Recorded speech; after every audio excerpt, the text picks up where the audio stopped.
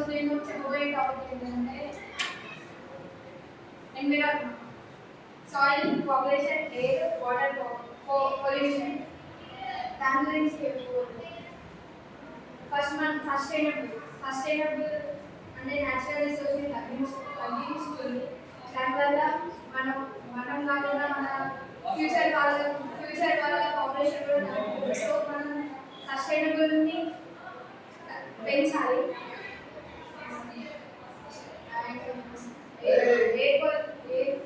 Air pollution ఎంత వస్తుందంటే పొగ వల్ల వస్తుంది.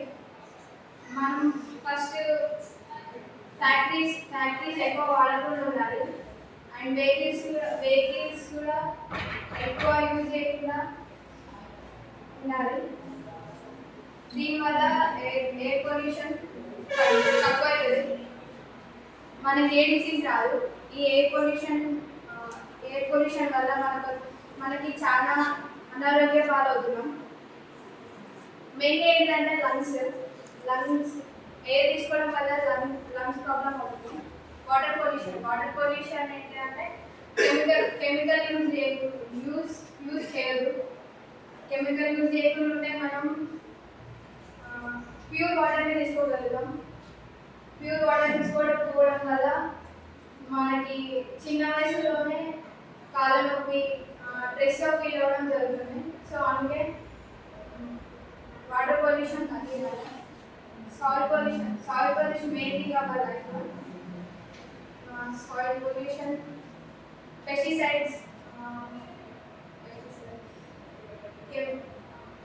గార్బేజ్ యూజ్ చేయద్దు. Soil pollution is important.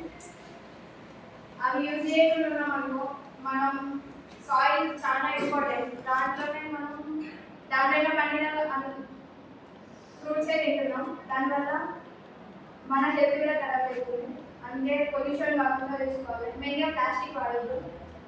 Plastic వాడడం వల్ల వాటర్, సాయిల్ అన్నీ కలుషితం అవుతుంది. సో దీనందరినీ మనం